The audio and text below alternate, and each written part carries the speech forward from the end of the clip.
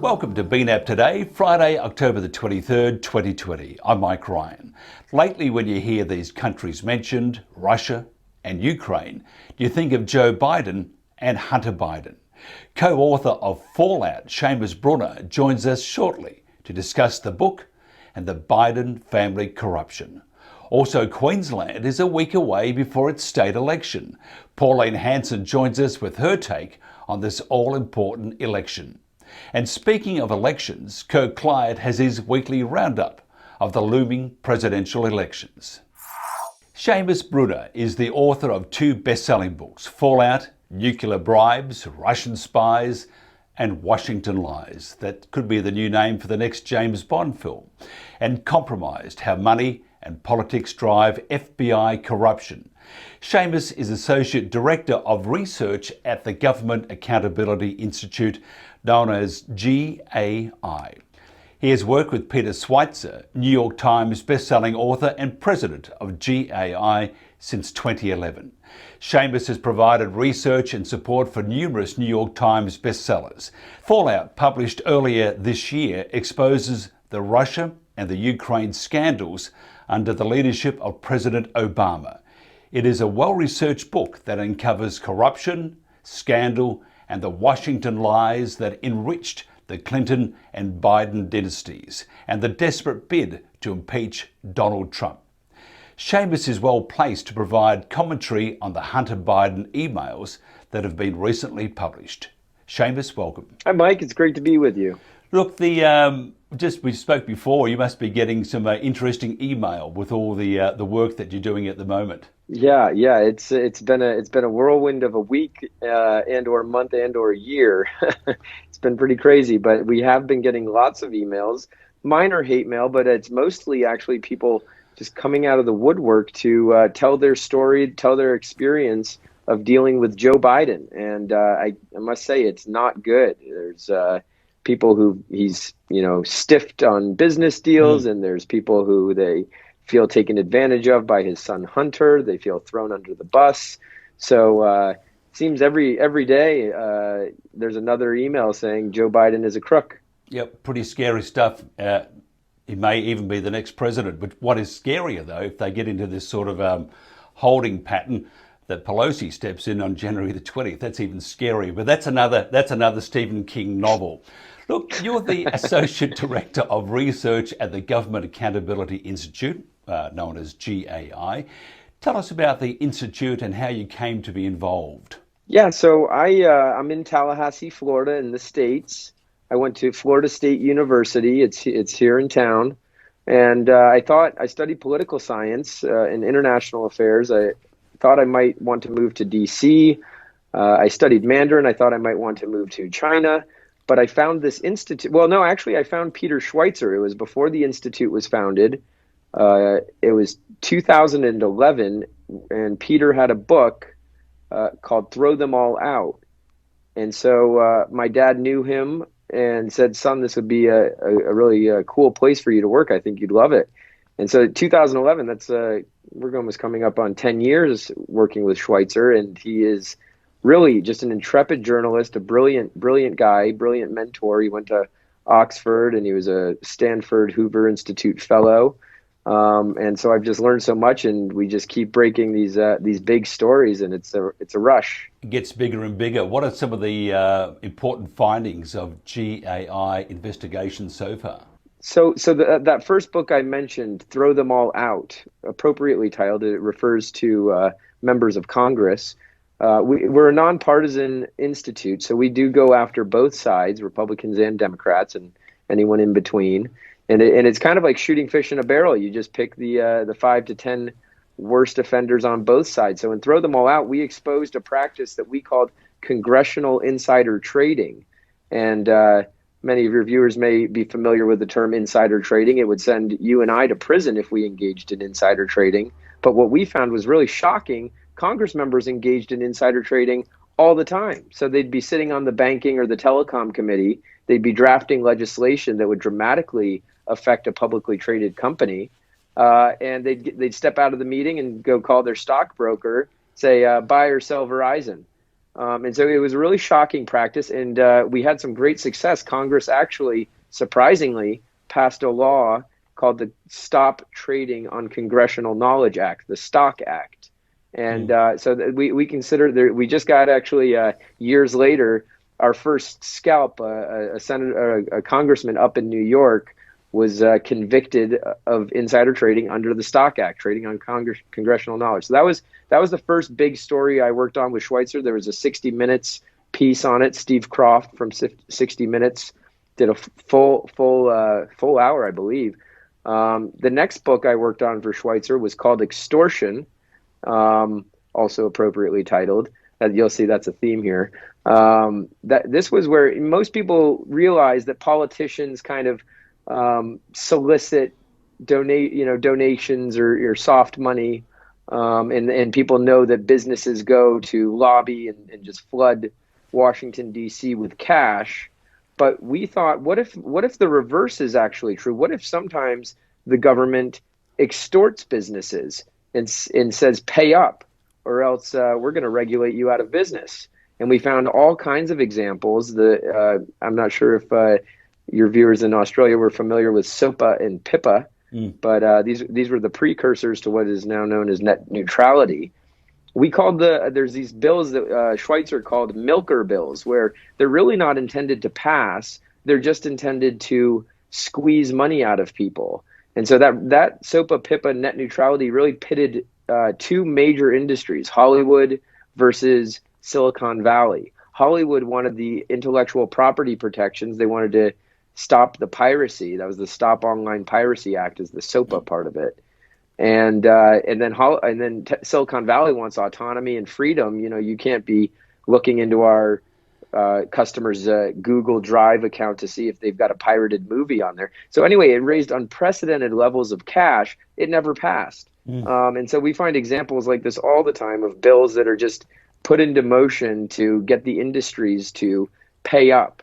And most people kind of think of the government as a form of a toll booth, which it really is. It just sucks cash from you every which way, taxes for this and taxes for that. So that was Extortion. The next book was probably my favorite book. That was Schweizer's New York Times #1 best-selling book, Clinton Cash. And that's where we really blew the lid wide open on the Clinton Foundation. We followed the money. We tracked down the speaking fees. We tracked down the Clinton Foundation donations, and we found some really shocking stuff. This is where we broke the Uranium One deal, which was how Russia and some Canadian investors just poured tens of millions, $145 million into the Clinton Foundation from investors in this one deal that needed approval from the State Department to sell out 20% of the United States uranium domestic supply. So Vladimir Putin now has a nice substantial footprint, nuclear foothold here in the United States. And that deal, we can come back to that on the new book Fallout, because I've really not been able to stop digging on that deal, and I think we finally have cracked it. But the Clinton Cash book had a huge impact. It hit New York Times list a full year after it came out, because that was right up before the election. And so that was exciting. And then the one after that was called Secret Empires. That was Schweizer's next #1 New York Times best-selling book. And in Secret Empires, it had a pretty big China focus. We exposed some Chinese connections to Senate Majority Leader Mitch McConnell. But the really lasting impact of that book was this Biden, China, Bohai Harvest, Burisma, the Ukrainian gas company. And the story of Hunter Biden, I didn't even know Hunter Biden's name before we started this book. And now look at it, 2 years later, all of those deals have come fully unraveled. People know that there's something rotten in Denmark with the Biden family. And so that was 2018. That was the same year I published my first book, and that was Compromised. And I'm sorry I'm taking you on such a long journey here, but Compromised is probably one of my favorite books I've worked on. I'm biased; it was my book, but it was on FBI corruption. I got to the end of all of these projects with Schweizer and wondered, how on earth are people not in jail over this? I mean, this is obviously criminal conduct. They're taking clear. I mean, at a minimum conflict of interest. It actually looks a lot more like bribery, but certainly conflicts of interest. Many abound, unending conflicts of Mm. interest. And so I followed. I kept coming to the same conclusion after each project. Well, the DOJ signed off on it. In the case of Hillary Clinton, they issued her a conflict of interest waiver. Now, I don't know why you would ever give a politician a conflict of interest waiver. Certainly not the Clintons, but the Obama DOJ signed off on it and said, "Oh, no, no, no. The Clinton Foundation does fantastic work. They're solving the HIV crisis. They're curing climate change. So the Clinton Foundation certainly deserves to take in $25 million from Saudi Arabia while Hillary Clinton signs off on their weapons transfers." Mm. So the FBI book, I followed all the top players: James Comey, Robert Mueller, the lower level directors, Andrew McCabe, Peter Strzok, Lisa Page, and on and on and on. I mean, there's the unending bureaucracy. There's plenty of crooks to find. So that kind of blew the lid on the FBI scandal. And now I've been working with John Solomon, who's a renowned investigative journalist, award-winning journalist from way back in the day. He was at the Associated Press, and he's worked at pretty much every outlet since then. And so we broke some FBI scandals, and we're still waiting on accountability there. But the most recent book that Peter did was called Profiles in Corruption. It was his publisher, by the way, just a funny aside, is HarperCollins, and they published Profiles in Courage, John F. Kennedy's book. And it was actually the 50-year anniversary. They came up with the title. They said, wouldn't it be great if we did Profiles in Corruption? So Peter did Profiles in Corruption, and that actually fully exposed the entire Democrat field of candidates. So Kamala Harris is right up on. It's over my shoulder there. She's front and center, and just beyond her is Joe Biden, Bernie Sanders, Cory Booker. We little inside baseball. We held a draft and said, who do we think is going to be the leader of the progressive movement in the United States in 18 months? Who do we think is going to be the leader of the Democrat Party? And we did like a football draft for fantasy or something. And Peter Schweizer is a very smart guy. He picked Kamala, and he nailed it. And Joe Biden, we show way more money from China, much more money from Ukraine, flowing into the Biden family pockets. We've got 5 separate members of the Biden family who are all on the take, and they're all cashing in on the Biden family name. They're getting contracts. Here's the kicker: is every single place that Obama put Biden in charge of the foreign policy. He first did it in Iraq in 2009. Joe Biden's brother James Biden gets contracts. He's never built housing in the States, let alone in a war zone or a war-torn zone.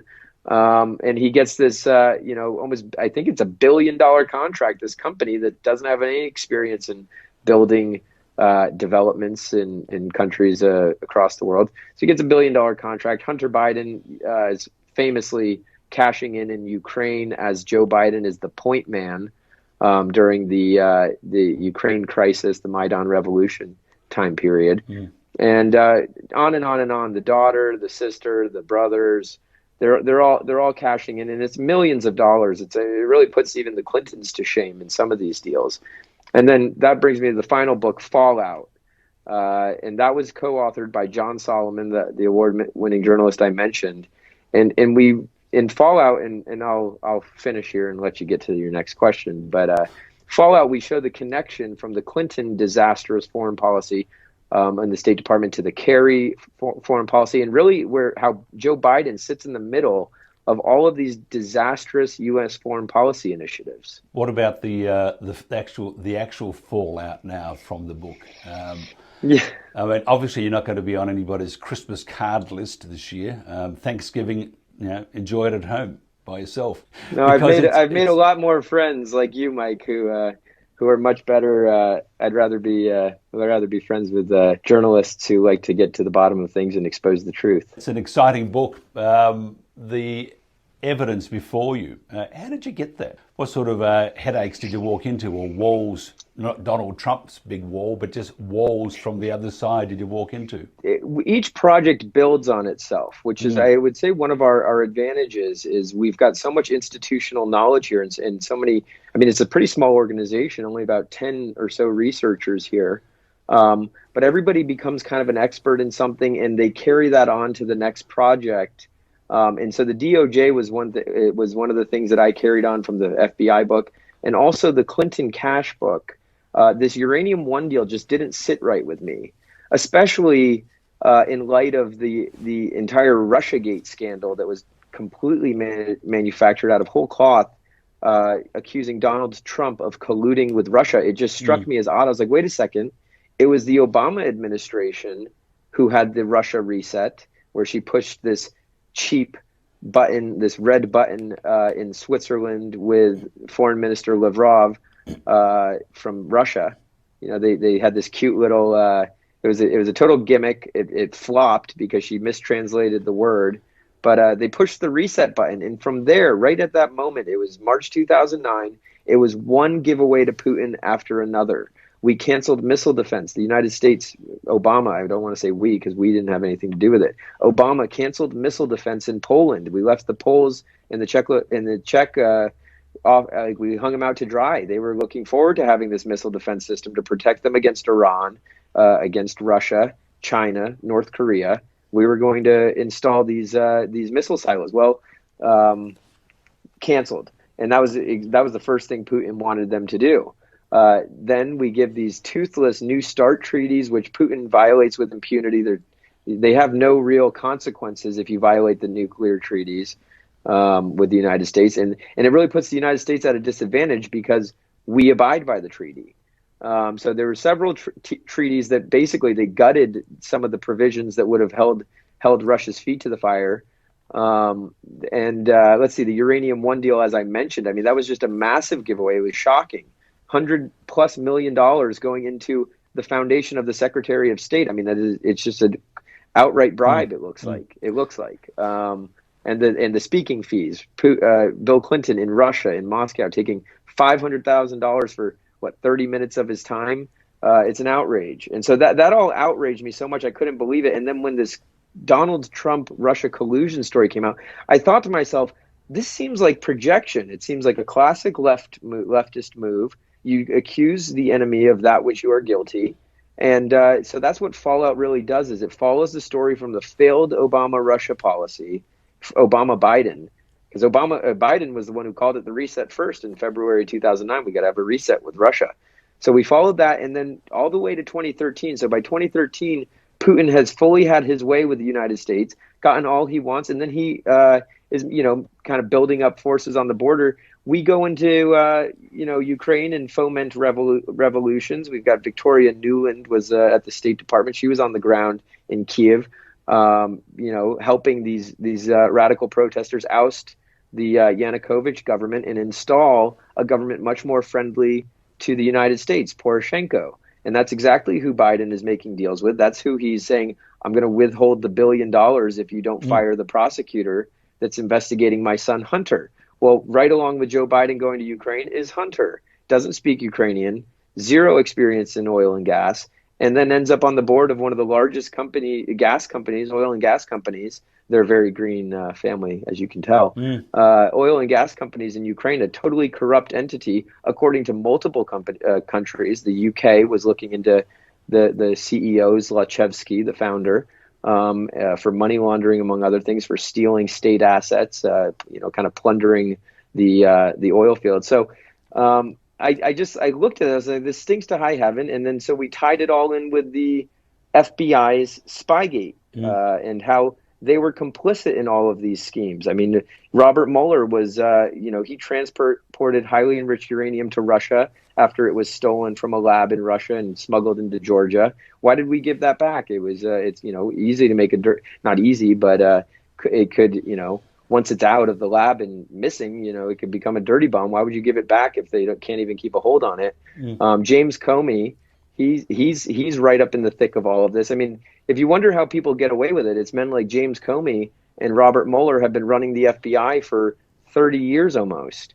Over 30 years. So anyway, that's plenty on that, and I'm happy to answer any questions that might have arisen. Well, I'm just thinking the Joe Biden is sort of on the fence with the Green New Deal. I'm just wondering whether his Green New Deal, it's a different, well, it's green, but it's more paper. So maybe he's just looking for more green on new deals. Oh, who knows?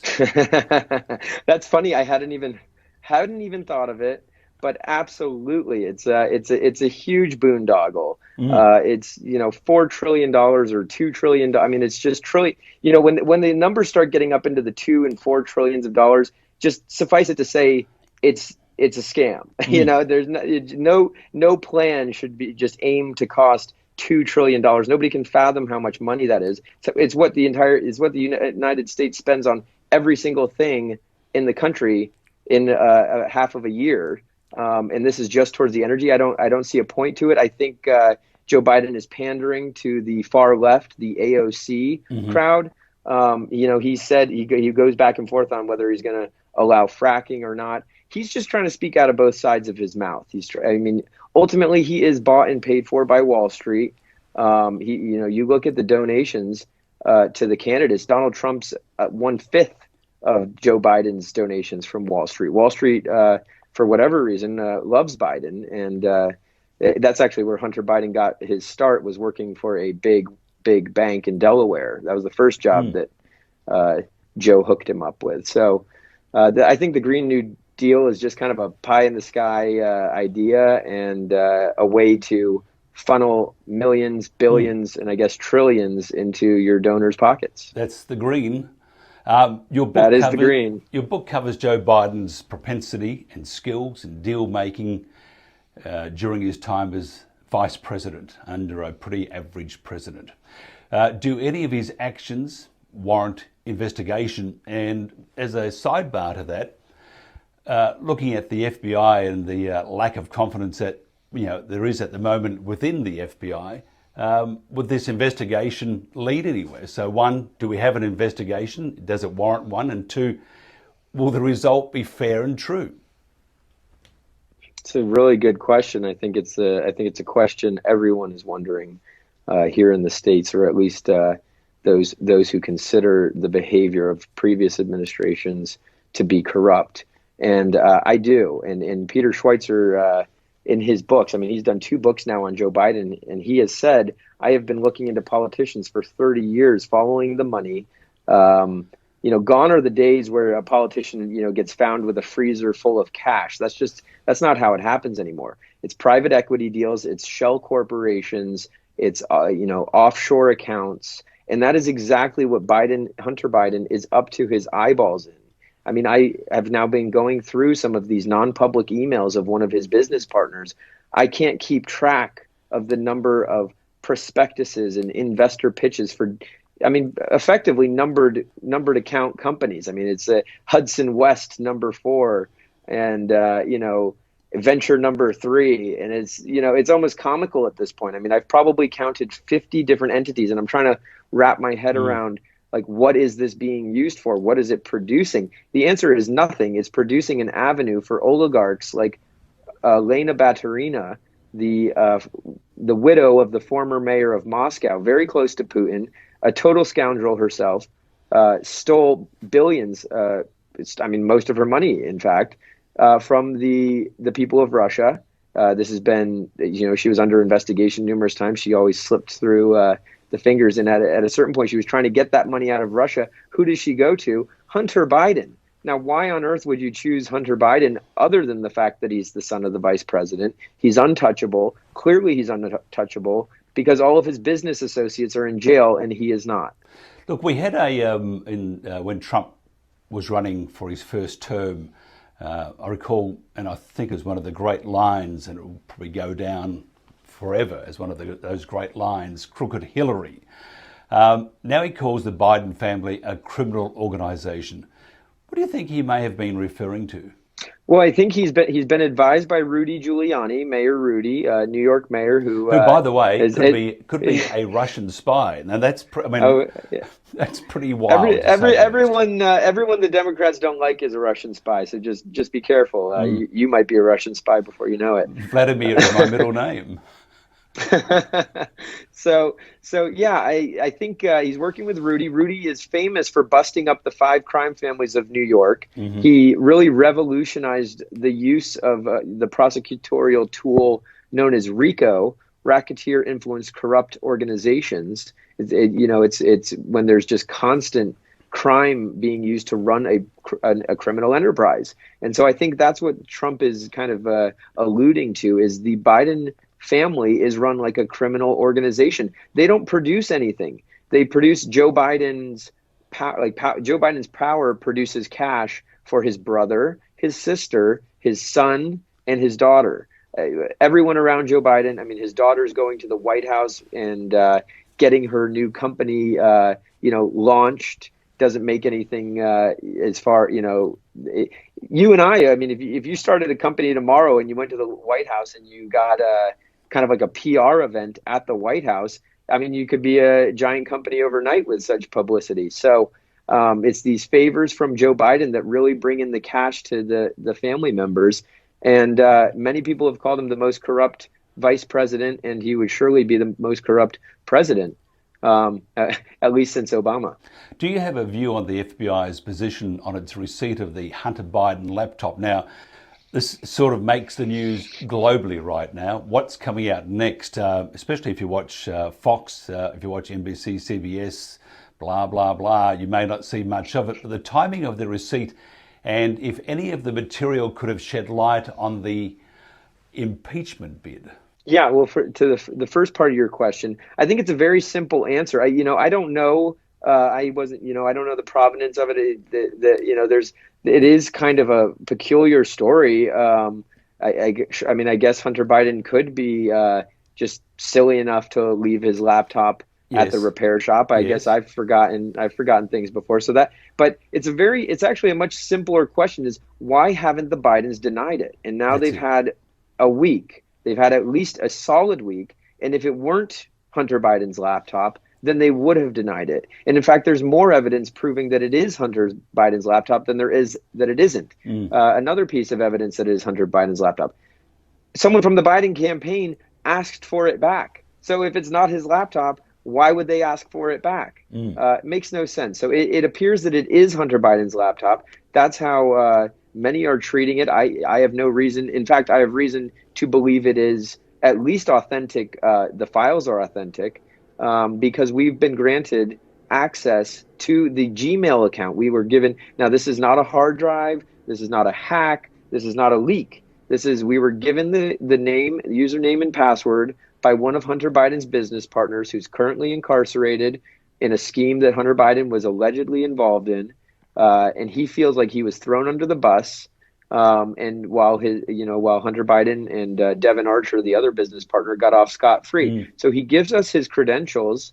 And now we have a treasure trove of, like I said, I mean, there's just thousands and thousands of emails, and there's all these entities. And I kind of wish he had given it to us a little sooner. Mm. I haven't been getting much sleep lately, but I have been going through them systematically. He authorized in writing, but he does not want us to leak his laptop to the press. I mean, most people's email, I mean, it's filled with personal stuff. The only incentive this guy has to do this is he wants truth and justice. Yep. Because he's letting a complete stranger, i.e. me, Schweizer, another colleague named Matthew Tiermond, to go through his personal life. And it really is a tragedy what happened to him. I mean, he got caught up in the wrong crowd. I'm sure, he's in jail for a reason. So he certainly did something wrong. But he thought maybe he was protected like Hunter Biden, and he was sorely mistaken. But yeah, these emails corroborate the New York Post emails, the Hunter Biden laptop. I'll give you a quick example. One of the first little nuggets that the New York Post dropped from the Hunter Biden laptop was an email from a Burisma executive named Vadim Požarsky. He contacts Hunter and says, "Hunter, so good to see you. Thank you so much for introducing me to your dad.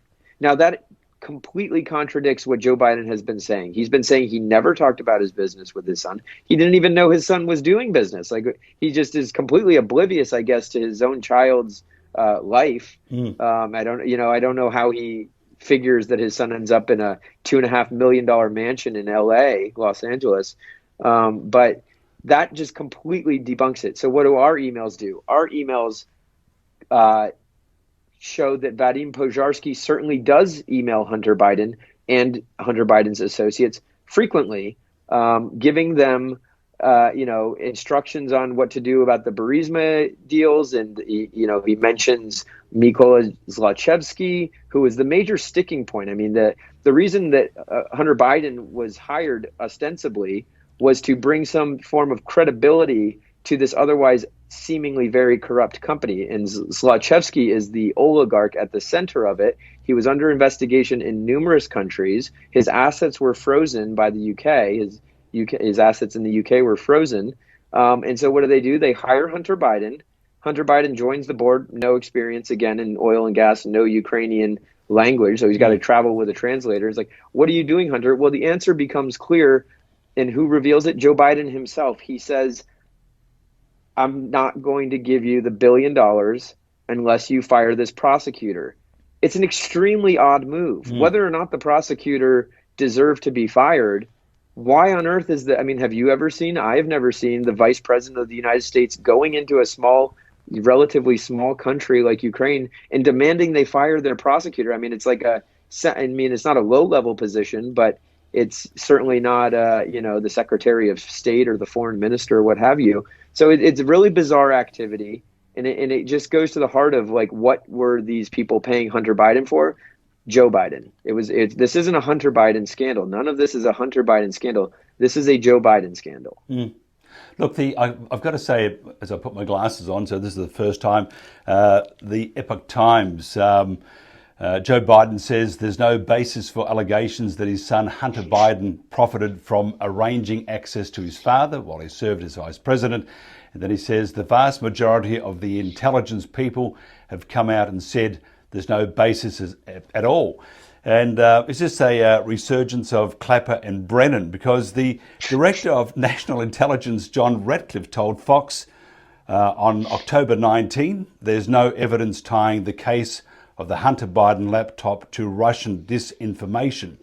So is this just another bit of fluff, bit of crap thrown in the air? It's comedy. It's comedy. From Joe Biden saying that there's no basis. I mean, that's just ludicrous. I mean, you can see. Even the left-wing press, when in years past, has reported on this. It's absolutely unseemly at best and corrupt at worst, very corrupt. And so that's the first part of the comedy, is Joe Biden expecting us to believe that there's like just zero basis for wanting to know why the Chinese government gives his son a $1.5 billion private equity deal. Zero experience in private equity. And all of a sudden, out of nowhere, Joe Biden and Hunter Biden fly to China.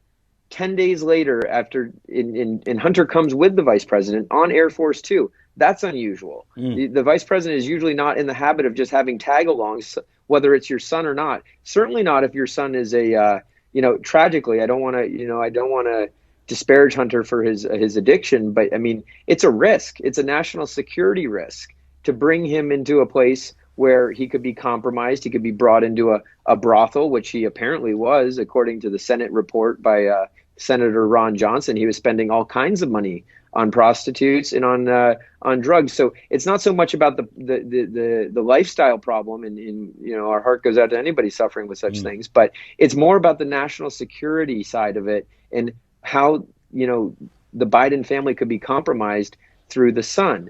And obviously they were compromised because he took $1.5 billion. Goldman Sachs doesn't get that deal. Morgan Stanley doesn't get that deal. JP Morgan doesn't get that deal. Hunter Biden gets that deal. It just is completely absurd. The second part of the comedy here is that people like Clapper and Brennan think that they deserve any credibility. Their credibility is gone after the Russia scandal. They completely manufactured the entire thing. They planted like sources, spies. They literally spy. I mean, Trump was laughed at when he said they spied on my campaign. They did spy on his campaign. They put spies within his campaign, and even worse than a human intelligence spy is the FISA. The FISA is, it's everyone. It's not you. You get a FISA warrant on Carter Page. It's not just Carter Page. They call it two-hop. This was in the compromised FBI book. You get a two-hop jump from Carter Page to Carter Page's mom, and anyone Carter Page's mom was talking to. Carter Page to Carter Page's, high school friend, and anyone Carter Page's high school friend is talking to. And it's not just a wiretap. It is everything, all data, internet traffic, text messages, emails, Skype calls. I mean, it's the most intrusive surveillance that there's ever been. And apparently James Clapper and James Comey and John Brennan can just weaponize it to take out their political opponents. So, and when Joe Biden says it's the majority of the, I think he says the vast majority. It's ludicrous. It's 50 people is not the vast majority. And when you've got people like James Clapper and John Brennan on the list, you're hurting your case. Just for the fact by saying it was suspicious of Russian involvement. I mean, if they really want to find the Russians, I mean, just go to Hillary's next birthday and see what birthday cards are there. And if there's a bit of paper there with a couple of zeros next to it, I mean, as a gift, of course, it's pretty wild. It's absolutely right. But I have to say, in Fallout, there's so many Russians tied to the Democrats. There's a dozen plus tied to Biden, Hillary, all of them. The other thing, the FBI. I mean, the FBI was up there with the Pope or the Vatican, although the Vatican's a bit dirty at the moment. But it was pure whiter than white, and the FBI. What's wrong with them? What can be done to make them better? Sorry, we only have 3 weeks to do this. All right. I know, right. No, it's funny. Sitting right here, I've got a picture of, and it's a J. Edgar Hoover thing. The FBI's always been corrupt. It was founded in corruption. It was founded by J. Edgar Hoover in 1920. He kept his index cards on people. He kept his files on people. His enemy lists. He spied on civil rights leaders like Martin Luther King. The FBI tried to pressure Martin Luther King to commit suicide shortly before he was assassinated by trying to manufacture or maybe produce photos of him being unfaithful to his wife. This is standard operating procedure, is to just attack anyone who is an enemy of the establishment. But sorry for cutting in, but the American people, they love the FBI is God. Along with because that's just the general American people. Yes, the FBI, your local. They're the good guys. They're the good guys in the blue suit. They're not. Well, right. Well, it's the 1%, and I think you see it. And it's not just the FBI, it's everything. It is the State Department, it is the CIA, it is the NSA, it's the Treasury, it's the Federal Reserve. It's the 7th floor, we call it. They call it the 7th floor. Some places call it the shadow government. And the FBI is just particularly, the rank and file agents. And I do wonder, like, where are the whistleblowers? But typically, I mean, I know FBI agents, like, they're hardworking. They want to do the right thing. Usually a case doesn't involve, political motives like the 2016 election did. So, I go back and forth. I wonder where the whistleblowers are from these rank and file FBI agents who we do, we love the good guys in the blue suits who take out the bad guys. I mean, it's a good story and it makes for great television. But in practice, there are a lot of bad guys and there don't seem to be enough good guys.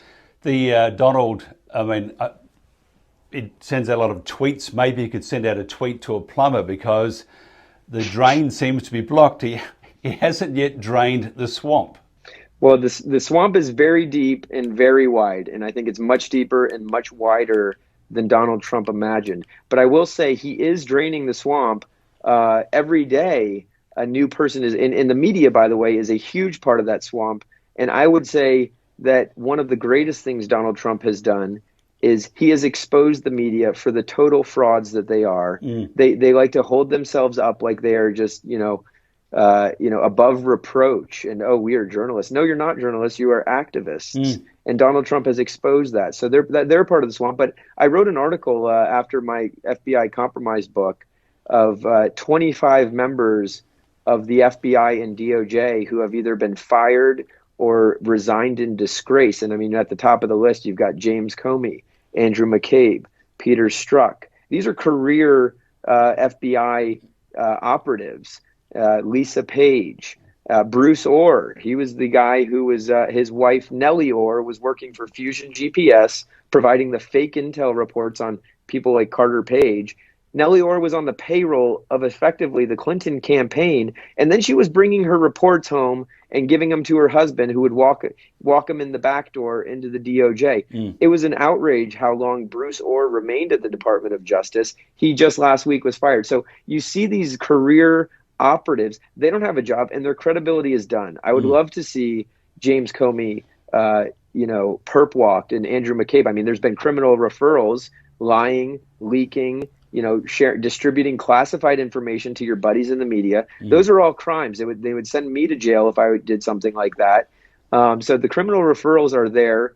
And I would love to see some arrests made. I think everybody would love to see some arrests made, but we can rest assured in the fact that they will never have credibility again. They will never, unless Joe Biden wins, get their hands on the levers of power at the FBI and DOJ. So that is one thing to be alarmed about. I mean, I wouldn't be surprised if Joe Biden put James Comey right back in charge of the FBI. Yeah, that'll happen undoubtedly. I mean, it's it'll go back to the status quo. Don't disturb the status quo. Really scary. It's very upsetting. Just love the states. The West looks at the US for inspiration and leadership, and at the moment that's lacking. Not Donald Trump's fault. I think that the crap that's been thrown out there at the moment, Antifa, the riots, the Democrats, COVID. I mean, wouldn't you like not to be president at the moment? It's unbelievable. I mentioned before the show started taping, I wasn't convinced that Donald Trump was a serious candidate initially. But now I couldn't be more convinced that he was sent at the right time. There's only one. I don't think anybody could handle the level of abuse that this man takes on a daily basis, and most of it's just completely undeserved. I mean, some of it's fair, but at this point, it's just so gratuitous, and there's never a compliment or a giving him credit for something good that he's done. And it's kind of shocking. It's a scary time. I certainly wouldn't want to be the president of the United States. And that's for a 73-year-old man who just survived COVID. He seems like he's never been more energetic. Seamus, somebody wants to read Fallout. How will they do that? Yeah, so you could go to www.thefalloutbook.com. It's on Amazon and Barnes and Noble, and I'm not sure if we have the same booksellers. I should have known, but I haven't been to Australia, so I look forward to a trip.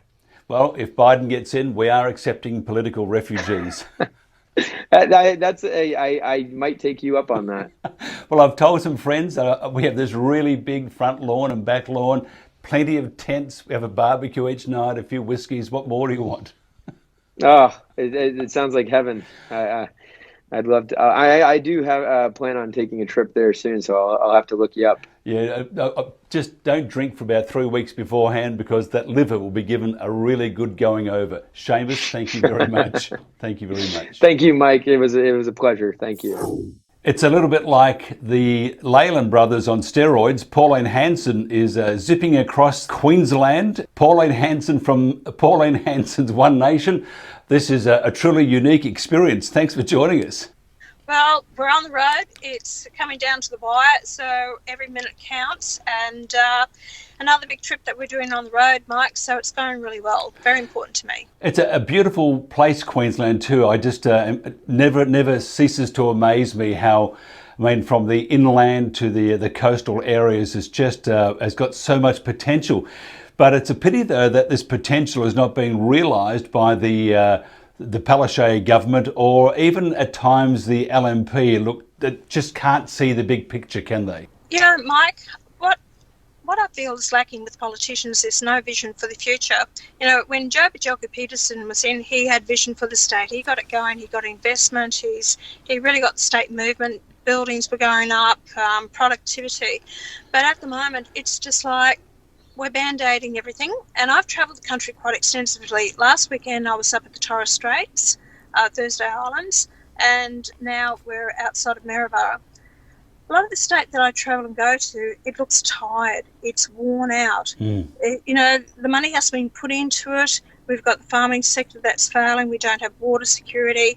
It's a real concern, and that's why Queenslanders are pretty much fed up. The new Bradfield scheme has been long supported by One Nation. Are the major parties, including the LNP, really serious about it if they get in, or is this just another one of those election promises?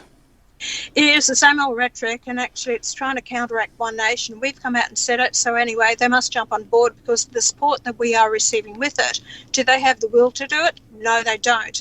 Palaszczuk has proven that she's not interested in water security. She wasn't up front and taking the money that the federal government handed to them for the Rookwood Weir and Rockhampton. She wants to bring in the rivers, pristine rivers legislation. She said, look, Labor aren't interested in the Bradfield scheme.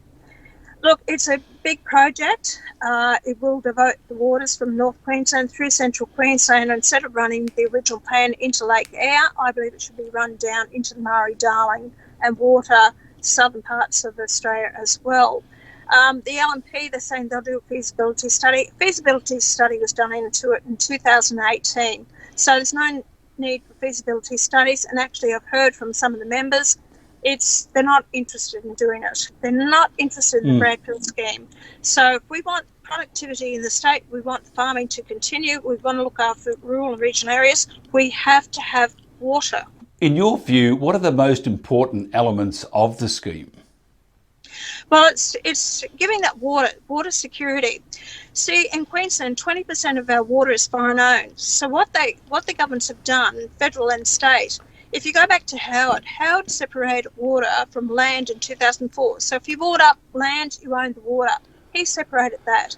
And then it was licensed, so people actually buy those water licenses and the amount of water that you can actually have. A lot of the farmers didn't realise when they had water licenses that they sold it. Now they're finding that they can't grow their crops, they can't do anything because of lack of water.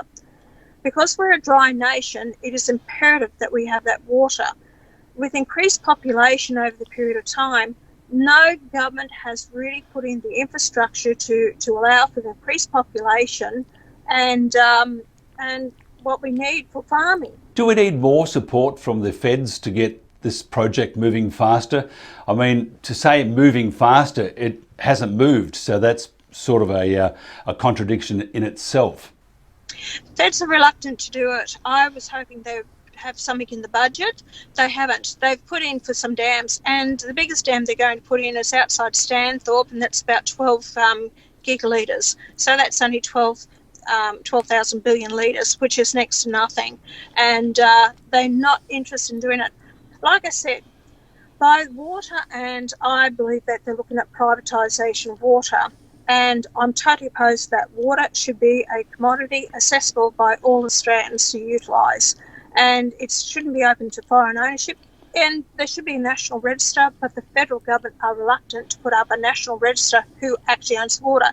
So you've got people who are owning it, who have no interest in land, they don't work the land, they've only bought it because it makes them a lot of money. That is so wrong in a country like this. That's why I push for water security. We need to put in those water resources. Look, you've got major concerns about Labor and their commitment to water and electricity infrastructure. Can you tell us about your concerns? Right, electricity. See, if you go North Queensland, there's only one provider of electricity, and it's not good enough. We as a taxpayer subsidise those people in North Queensland for their electricity. I think it's to tune about $600 million a year. We need to actually put in sustainable power, diversification of power. I'm not anti-wind power and I'm not anti-solar, but it doesn't provide the base load that we need. We can only get that from our coal-fired power stations. It is being painted as not the way to go because it's destroying our atmosphere. That's incorrect. The new coal-fired power stations are 90% emissions-free. We've got countries all around the world now who have tried the solar and wind, are now putting in new coal-fired power stations. We have the coal, yet we're exporting it overseas. It's destroying our industries, manufacturing, jobs, cost of living is going up. And we've got one of the highest cost of power in the world, yet we have all the resources here in Australia. So it's governments have driven this because they're paying billions of dollars in subsidies to foreign companies to come out here and set up their companies. If we want competition in this country, government should not be paying for supply of power to other companies. You've been travelling a lot around Queensland, as I said before, the Leyland brothers on steroids, Yes. and driven quite safely by James, who I hope is not speeding. What does the state most urgently need with COVID still around? Slow economic growth worldwide and now problems with China trade that's possibly hitting more of our key exports. So what do we need to do? All right, I'll just tell you, we have parked while I'm talking to you, Mike, so all good there, that front. Look, COVID has been used as a scaremongering campaign for a lot of people, and people saying, oh, well, we've got to stick with Anastasia, she kept us safe. That's a load of rubbish. She never kept you safe. These COVID deaths are not necessarily deaths because of COVID. They've actually died with the COVID, not because of COVID. And that's not being truthful with the people. COVID has made an impact on our state, like I said, with the economy, but it's only been able to survive as such because of being coughed up by the federal government. That debt has to be paid back. Now they're talking about putting up the GST. Now, that I'm totally opposed to. You can't increase taxes to the Australian people. And the GST, if we look at it, the federal government is in debt for nearly $1.2 trillion. If we look at the GST, all that money, if we do introduce a GST, all the money goes to the states. It doesn't pay down federal government debt because COVID-19. So what you're doing, you're going to hand more money to the states who have been ill-prepared or cannot manage the economy, especially Anastasia Palaszczuk and the Labor government. So what we need to do is look at where we're travelling. Productivity. They're destroying the farming sector. Cane growers are going under. We're losing that industry. And I just feel that we need to look at trying to reduce or get rid of payroll tax. Now, payroll tax creates less employment because they're paying a tax on the number of people they employ. I'd like to actually get rid of payroll tax. Give incentives to industries and manufacturing to start up in Queensland. They'll come from down south. They'll come to Queensland to start up industries and manufacturing. We need to look at our free trade agreements with other countries and, if need be, put tariffs back on that will protect our own industries and manufacturing. Look, we don't get much from the media. That's probably the understatement. It seems to be very left and very narrow-minded, to say the least. Now, that's globally, so it's not just here in Australia. Can you tell us what Queenslanders in rural and non-metropolitan areas, people in small businesses, manufacturing and services are feeling right now? Well, you have some businesses that are actually powering ahead, and the COVID has actually increased their sales. They're doing extremely well, like Bunnings and Harvey Norman's and JB Hi-Fi and some of these ones, because they really weren't affected and they weren't shut down like a lot of other small businesses. As I've travelled around, the big problem with a lot of businesses, they can't get staff. And they're doing long hours. The employers have to work themselves because of this reason. The JobKeeper and JobSeeker, although it was very good in the very beginning, what it's done is made people reliant on the welfare system. Their attitude is, oh, well, why do I have to go to work? I'm making more money now, paid by the government. Why should I go and get a job? So this is not good for our economy, and it's not good for people's state of mind. It's this handout mentality has to stop. People have to realise that money's got to come from somewhere. You know, it's either your family, your neighbour, who's paying for your way of life. And I think that we need to take a hard stance on this, and it can't keep going on. So the COVID has been used as a scaremongering campaign. People are playing up on it. They're quite happy to be sitting around, have their lifestyle, and expect someone else to pay for it. But we're going to end up handing on a huge debt to our future generations. And that concerns me because we can't pay down the debt. It's called debt for equity. Someone will come looking for their money, and we may lose our resources, our land, or who knows. But we need to wake up to ourselves. One Nation has candidates in a large number of seats in the Queensland election. Which are the seats we should watch for possible upsets? Look, if you get out of the southeast corner, more so Mike, because, you know, the southeast corner has just been brainwashed by the Greens and by the Labor Party, full of public servants. But I think, you know, there are pockets of people are starting to wake up. So if you head north of Brisbane, if you look at Gympie, Maryborough, and then you go further north to Rockhampton and Keppel, Whitsundays, and Cook.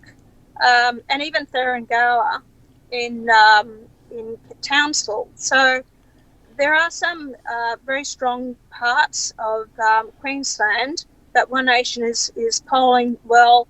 We feel that we're very good. But look, I don't always believe the polls. They had us last election at 3%. We end up pulling 13% at the moment. They've got us on about 12%. So they don't indicate the truth of how people are feeling. Look, while you're on this trip, and I know you're very busy getting to the next point, one of the fun things about driving, this is sort of a sidebar, is when I used to drive from Melbourne to Mildura, I used to always stop at Witchyproof for probably the greasiest burger and best cup of coffee and chips ever had. Now, we need some culinary advice here from either you or your co-pilot.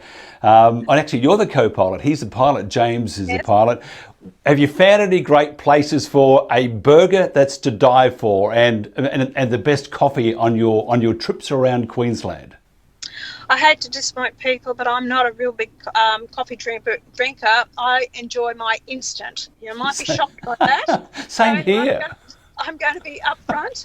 I like my Moccona, so anyway, or my cup of tea. Yes. But yes, look, I've got to be honest. I get fed up with going into these shops and they will not make the coffee hot. You got to have it boiling, don't you? Yes. I'm from the old school and I want extra hot. Yes. And they will not give it to me, and I've said, I'm over this. So anyway. And I always have it though, light milk. But what about burgers? What about a great burger? I love a good steak sandwich, and I love a great meat pie. But I tell you what, I had a fantastic pizza, one of the best I've ever had. Oh, really? And that was actually, yes, at the Cooktown RSL. Fantastic. It's a long way to go for a pizza, but maybe it's just worth it. And if once the borders open up, once Nana Anna stops this crap, once we can get the thing moving again, people can start to travel up far north, and what a magnificent part of the world. And then maybe if they mention your name, we can get that slice of pizza at 10% off. Well, anyway, it'll be worthwhile a trip to go up there, but it was absolutely fantastic. So Cooktown RSL for a great pizza, but I love a good pie. Yeah, same here. I am a pie eater, and I go and test all these pies around the place. Not good for the waistline, but I do enjoy a good pie. Do you like the square ones or the round ones? I like the square ones. No, I never thought about it. There's a difference. There's a difference. I mean, the square one is not as thick as the round one, and it's got really oniony meat in it. I mean, isn't it terrible? Look at that. Jenny Craig will be getting back to you and I in no time. Look, it's nice to have, take the fun out of, it's good to just have a bit of a chat about something different, that normal people get away from the politics on the road. Politicking is what everyone on the road goes through, don't they? They're going to have a good coffee or a good pie or places that you go to. But I've got to say, I've travelled Queensland quite extensively. There are some fantastic cafes and restaurants I've eaten at, and I've been in the food business. It's not an easy gig. No, it's tough, isn't it? It is a lot of hard work, and I take my hat off to these people. So it's I'd say to people out there, get out there, travel around, go and see our country, say hi to these people, leave a few dollars there. It goes a long way to helping them. And as we say, we're all in this together, not so much for Canberra or the state politicians or the public servants, because they're not in it with us, but the rest of us are, and we've got to look after each other and start to show, as they would say, show some love. Mike, it's so right, and the penny's dropped with me being back in Parliament for the last 4 years, and I got back in it because, I love this country, I care about the people and try and make a difference. And I think that most politicians go in there with that attitude. But talking to the public, they've given up. They feel absolutely hopeless that no one's really listening to them. It's all about us. We've only, it's all about ourselves, what's in our pay packet, But at the end of the day, I really care about what I'm doing. I'm trying to make a difference in people's lives. And so there's not a hopelessness about it. And I'll tell people out there, it's really up to you. If you want to throw in the towel and you don't want to take an interest in the policies and what people stand for and look at the candidates and know how to vote, that really upsets me that people are whinging, where are your preferences going? Well, I'm sorry, it is the voter that holds the ballot paper. You are the one that marks that paper. Your vote will go where you mark that ballot paper. I have nothing to do with it. So I'd suggest to people out there, if you really want change, you're fed up, then go and take an interest, understand why you're voting for a party, look at their policies, and it's all up to you now. That's all I say. Pauline Hanson, let me tell you, you are making a difference. Enjoy Queensland, magnificent countryside, the scenery is to die for. Thank you very much. Thanks, Mike. Everyone, take care and be safe. Bye.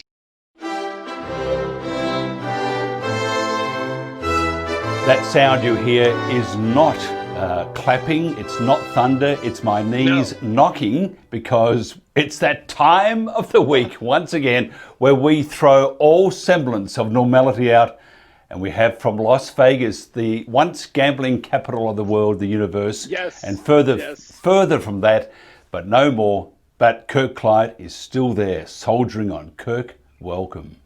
I am. Thank you so much, Mike. And Sheldon Adelson, he just threw in $75 million into Donald Trump's campaign.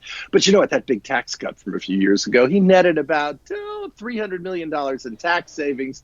That's just off the top of my head. That may not be completely accurate, but that seems like a pretty good deal. I would gladly spend $75 million to get $300 million back. And his newspaper, which, yes, I pay 50 cents a week for the Sunday paper and online access during the week. I like to know, where the murders are in the neighborhood. So he's still doing everything he can to prop up President Trump, saying the race tightens here in Nevada. So Donald Trump apparently believes he has a chance to win here in the Silver State. So he showed up with another one of his super spreader rallies. But this poll they're using, I mean, really, Sheldon Adelson, come on, unbelievable. Kirk, stop that. That's 50 cents. You know you need that money. You could have recycled that paper.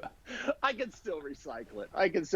And I love this one. This one just came in the mail today. These are my friends of the Culinary Union, and Las Vegas is one of the still only real big union cities in America because of so many of the hospitality workers. But a lot of the workers that I've talked to, I mean, they're really facing a choice on what to do, because the union, of course, they want to stay with the union, but they want to go back to work too. So some of the hotels actually have decertified the union, which is kind of interesting. I think it's a lot of fear tactics from the casino companies, but we'll see what that happens. But to my friends at Culinary 226, I just love this one. Trump's big ego. And then it just goes on to talk about, want 4 more years. Trump lied about coronavirus. I mean, we are still dealing with so many deaths here in Nevada. It's amazing. I think today there were another dozen.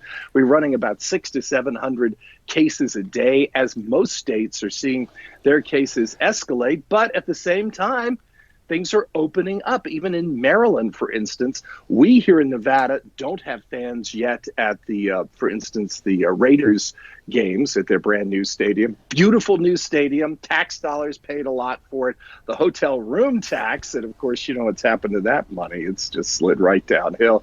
So they've yet to have any fans in the stadium, and they're already in their emergency fund. But some NFL games, they're looking at about 10% of total attendance. So it's just a crazy, psychotic world that I think most Australians and many watching this throughout Asia really wouldn't believe what's going on. We're trying to normalize what's happening. You know, I'll be honest with you, I've already voted. I'm so paranoid this year, Mike, that I actually went to the polls on Saturday morning when they opened for early voting here in Nevada, my neighborhood polling location at what I now qualify for, the Senior Center, the Whitney, Nevada Senior You don't Center. look that old, though, Kirk. You don't look old. Thank you. I appreciate that, Mike. But anyway, I went there, and the line was so long, I said, I tell you what, I'm just going to go home and fill out my mail ballot, because everybody here in Nevada, all registered voters, received a ballot in the mail. But I kind of like to vote in person.